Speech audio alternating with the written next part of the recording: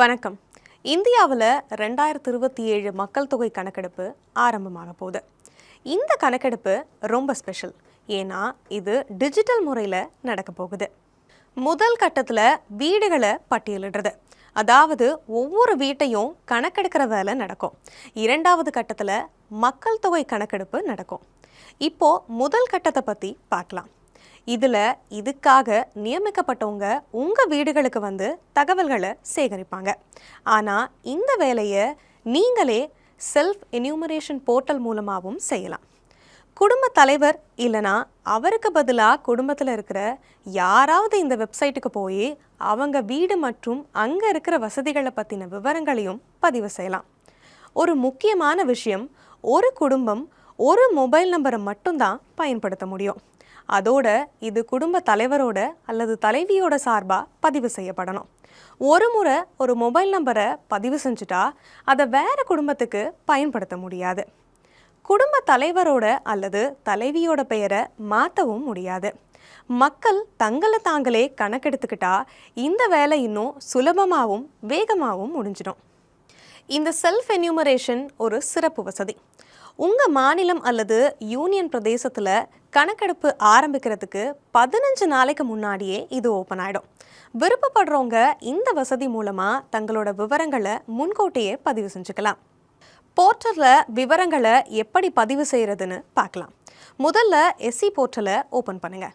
அப்புறம் உங்கள் மாநிலம் அல்லது யூனியன் பிரதேசத்தை தேர்ந்தெடுத்துட்டு கேப்சாவை டைப் பண்ணுங்கள். அடுத்து வர வரவேற்பு திரை நீங்கள் என்ன செய்ய வேணும்னு வழிகாட்டும். இப்போது குடும்ப தலைவர், உதாரணமாக சுசீலா தேவி, அவங்களோட பெயரையும் மொபைல் நம்பரையும் டைப் பண்ணுறாங்க.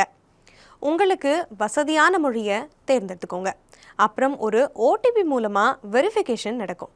இந்த முழு செயல்முறையும் ரொம்ப பாதுகாப்பானது, அதே சமயம் ரொம்ப சுலபமானது. உங்கள் மாவட்டத்தையும் பக்கத்தில் இருக்கிற முக்கியமான இடத்தையும் தேர்ந்தெடுக்க வேண்டியது அவசியம். மேப்பில் நீங்கள் தேடின இடத்த காட்டுற மாதிரி ஒரு மார்க்கர் வரும். இப்போது அந்த மார்க்கரை உங்கள் வீடு இருக்கிற இடத்துக்கு நகர்த்துங்க.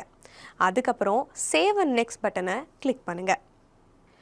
இதுக்கப்புறம் கேள்வித்தாள் பேஜ் ஓப்பன் ஆகும். முக்காவாசி கேள்விகள் ஆப்ஷனை தேர்ந்தெடுக்கிற மாதிரி தான் இருக்கும். பெயர்களை டைப் செய்ய ஃபோனடிக் மற்றும் விர்ச்சுவல் கீபோர்டு இருக்கும். உங்களுக்கு ஏதாவது சந்தேகம் வந்தால் அதை உடனே தீர்க்க FAQவும் டூல் டிப்ஸும் இருக்குது. ஏதாவது கேள்வியோ தகவலோ விடுபட்டு இருந்தால் சிஸ்டமே உங்களுக்கு ஆட்டோமேட்டிக்காக ஞாபகப்படுத்தும். எல்லா விவரங்களையும் பதிவு செஞ்சதுக்கப்புறமா இதை கவனமாக செக் பண்ணுங்கள். தேவைப்பட்டால் நீங்கள் மாற்றிக்கலாம். இதை டிராஃப்டாக சேவ் செய்யலாம், இல்லைனா இறுதியாக சப்மிட் பண்ணலாம். சப்மிட் செஞ்சதுக்கப்புறம் ஹெச்சில் ஆரம்பிக்கிற 11 இலக்கு SCID ஸ்க்ரீனில் வரும். இது உங்களுக்கு SMS மூலமாகவும் வரும். கணக்கெடுக்கிறவங்க உங்கள் வீட்டுக்கு வரும்போது இந்த SCIDயை அவங்க கிட்ட கொடுங்க.